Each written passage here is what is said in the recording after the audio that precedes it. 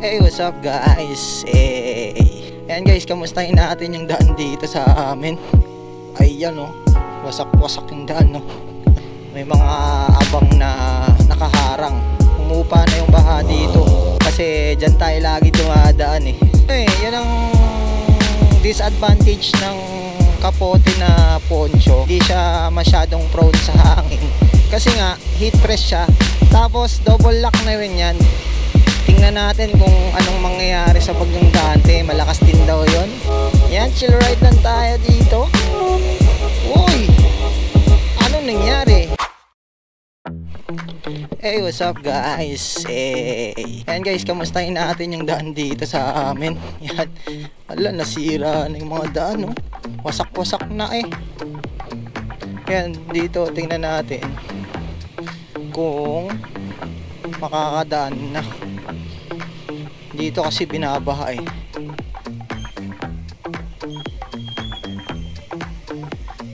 Ayan oh, wasak-wasak yung daan no. Nawasak din yung daan. Paano yan?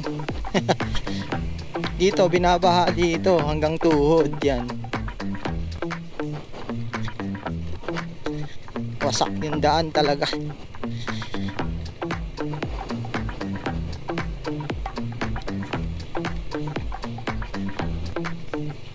Ayan, may naipon pa ang tubig dito, nakakaunti oh. Hindi na makalusot yan pag ganyan. So dito binabaha rin yan. Yan, nagpastuhod din dito yung baha. Yan, inaabot yan no? Kaya may yung mga gutter dito, may mga abang na nakaharang. Dito binabaha rin hanggang tuhod. Yan, naiipon pa rin yung tubig dyan sa gilid-gilid. Kasi yung mga drainage dito, yung barado na. So, kamustahin natin yung ibang ano, kamustahin natin yung ibang kalsada dito, kung nakakadaan na ba yung mga nasakyan. Pero sa tingin ko nakakadaan naman, meron namang mga nakamotor na dumadaan. Tingnan natin. Yan, may mga nagtitinda na rin. So sa court may naglalaro na din ng basketball. Dito okay naman na nakakadaan na yung mga sasakyan, pero still basa pa rin yung kalsada kasi maambon-ambon pa rin. Umupa na yung baha dito. Umupa na yung baha dito. Grabe naman yun si Idol. Kamuntikan na ako dun. Buti na lang lagi akong alerto sa kalsada. Sana all alerto. Dito pababa, kawawa siguro yung mga nandun sa baba oh. Ano siya, naiipon siguro yung mga tubig dun sa baba, pababa eh. Yan, ingat po ang lahat dahil may bagyong parating na naman, si Dante. Si Dante ng Devil May Cry. So yan guys,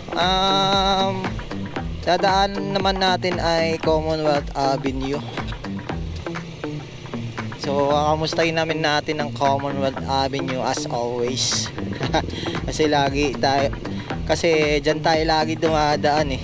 Kakamustahin natin ng baha kung okay na ba.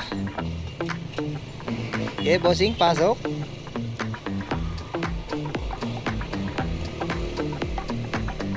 Dito na tayo sa Commonwealth Avenue ng COA.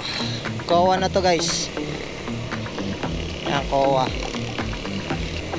Si kuya hinahangin. Hindi niya makontrol yung motor niya. Yan ang ano eh, yan ang disadvantage ng kapote na poncho. Yung ganyan, ano siya, prone siya sa hangin. Kaya pag na ano, nahanginan ka ng malakas, talagang liliparin ka, tatangayin ka talaga. Mas maganda pa rin talaga yung ganitong ano, yung ganitong kapote, yung may pants tapos isusuot mo yung pangibabaw kasi ano siya eh, hindi siya masyadong prone sa hangin. Although hinahangin din naman ako kapag malakas ang hangin, pero hindi siya katulad ng poncho.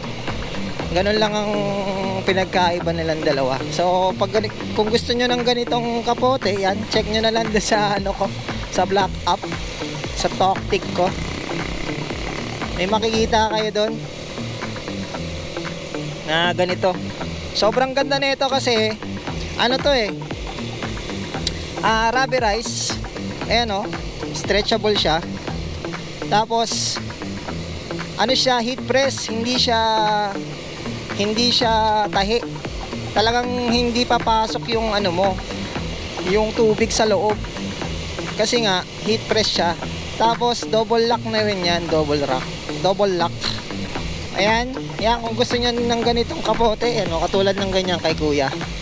Kung gusto niyo ng ganitong kapote, check nyo na lang dun sa aking Toktik account, Mondre TV. Alright? Alright, nag-promote pa nga ng product. Ayan, balik tayo dito sa Commonwealth Avenue. Alright, so wala lang ang baha dito, kaya nang dumaan ng mga sasakyan. Pero tingnan natin kung anong mangyayari sa bagyong Dante. Malakas din daw yon, low pressure area eh. Low pressure pa nga lang siya, hindi pa rin siya bagyo. Papasok din yata ng ating PAR. Papasok din yata ng PAR yon. Yan, chill ride lang tayo dito. So marami nang bumabiyahe. Yan, sabik nang pumasok sa mga kanya-kanyang trabaho. Ang mga empleyado. Kamusta na kaya?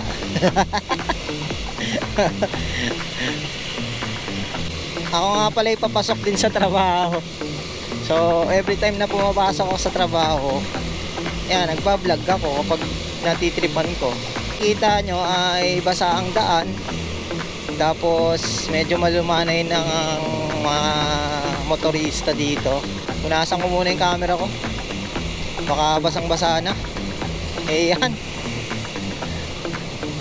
dun sa una kong vlog grabe talaga.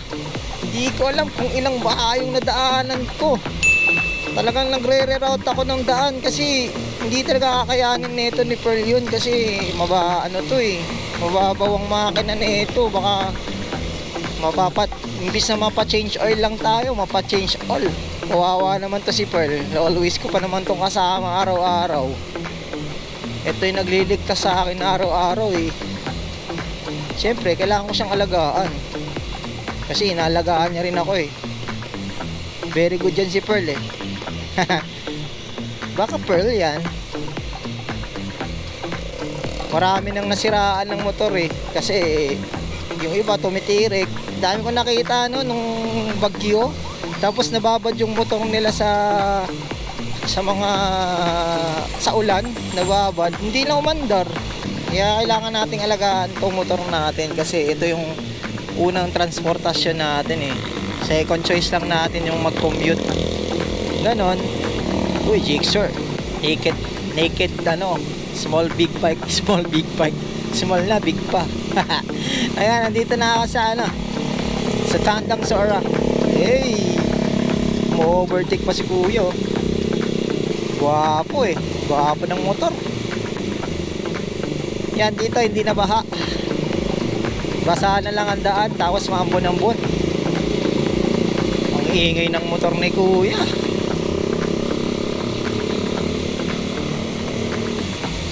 Grabe, nakarinig ko yung hampas ng ng tubig sa gulong. Parang gano'n, no? Para ako nasa dagat eh. Yung hampas ng alon, gano'n yung niya eh. Gano'n yung tunog niya eh. Dito naman sa may saan ba to? Ayala. Ayan, sa Ayala. Ito na sa may lagpas na ng Central. Okay naman na. Hindi na siya baha. Hindi naman baha dito. Pero ingat-ingat pa rin dahil madulas ang kalsada. Kailangan ng doble ingat para hindi tayo masemplang sa motor. Okay? Dahan-dahan lang dapat. So sa mga nagtatanong kung anong gamit kong camera, ano nga pala to? GoPro Hero 9 yan. Solid yan, waterproof yan. Pero hindi ko siya inaabuso sa pagiging waterproof niya. Siyempre pag ginamit ko siya, Pagkatapos ko siyang gamitin sa ulan, tinatanggal ko siya sa mount ng aking helmet kasi pinupunasan ko siya para hindi siya yung mga dirt niya, yung mga ng kalsada, dumi, hindi dumikit. Yun, ganun lang ginagawa ko lagi kapag Syempre, kailangan nating alagaan yung gamit natin. So ayan, nandito na ako sa Philcoa. So ang status dito sa Philcoa ay okay naman. Si kuyang driver ay bumibip-bip ng sobrang hawa. Ayun. So kung nakaabot ka sa vlog na to, sa video na to, ay maraming salamat sa iyo. Syempre, huwag mo naman kalimutan mag-like, share, and subscribe sa aking channel. Syempre, follow mo na rin ako sa ibang Sokmed platform. Yan. Are sa ating lahat. Ciao. Hey. Uy. Anong nangyari? Nagkabanggaan pa nga eh.